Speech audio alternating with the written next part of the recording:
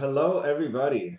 Austin Kent here, aka AK31 at Sports.ws, and at Austin Kent on Twitter.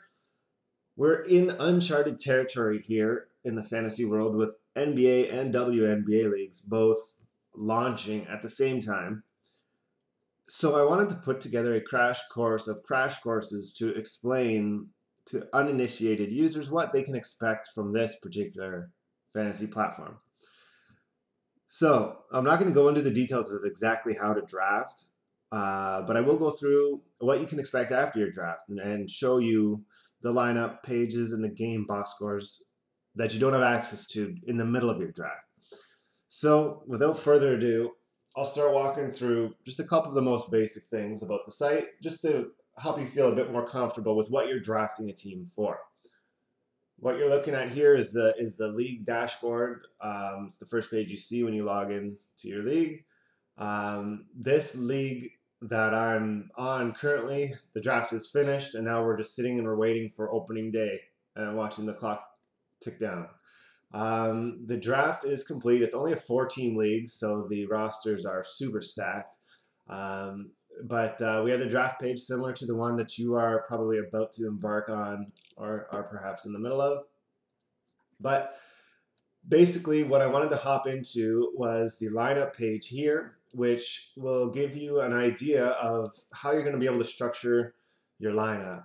And I've got videos that go way into detail on the lineup tools. So I'll sort of give the Coles Notes version of that here. But essentially, at Sports.ws, the big difference between us and other platforms is you're not expected to necessarily just spam counting stats. What you want is to draft players that are productive in the minutes that they are allotted. So the real satisfying part about that is that players who don't necessarily play 30 plus minutes a night, they can still be effective, and you can sort of we find a little bit more intuitive. If you watch a player and you know a player is highly regarded, you can sort of draft that player.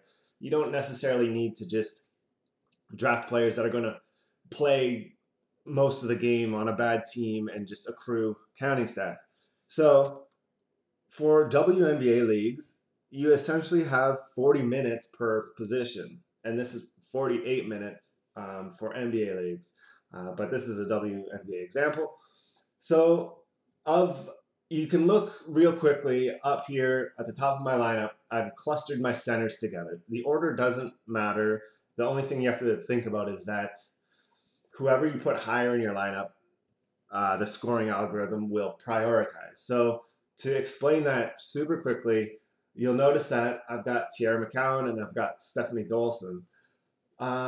It's pulling averages from the 2019 season, so these will be replaced by actual stats when we get them. But I've only got 40 center minutes to fill, and I can choose whether I want Stephanie Dolson's 25 minutes to count in full, and then McCowan's minutes would fill the remainder, and the amount of McCowan's minutes that are used would be prorated.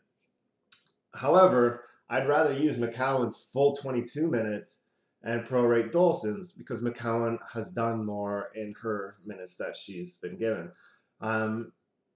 Whether you put your centers at the top or the bottom or the middle, whether you cluster them together, it doesn't matter. What matters is that when it comes time for the site to score your fantasy matchup, it'll start at the top of your lineup. So it'll go through, it'll look at a player and it'll count their minutes if there are minutes available at that position, and then it will proceed through the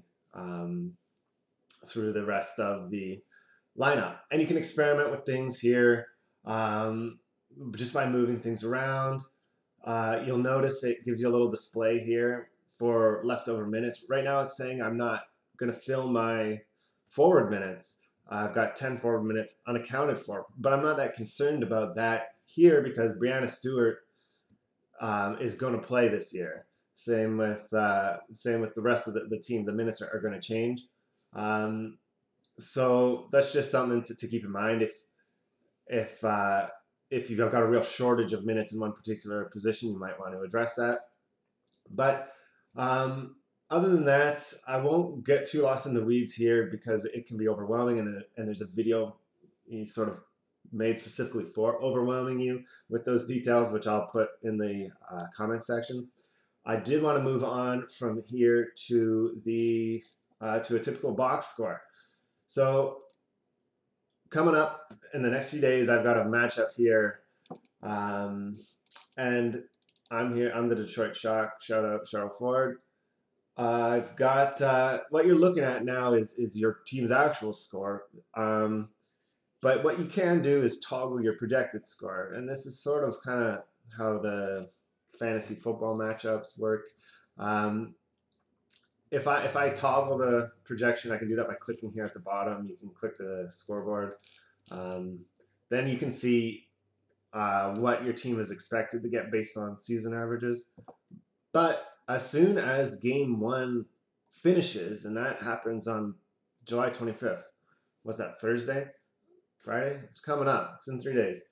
As soon as those July 25 scores start coming in, McCowan's minutes will start appearing, Brianna Stewart's minutes will start appearing, and this matchup will remain open until the last WNBA team plays its first game.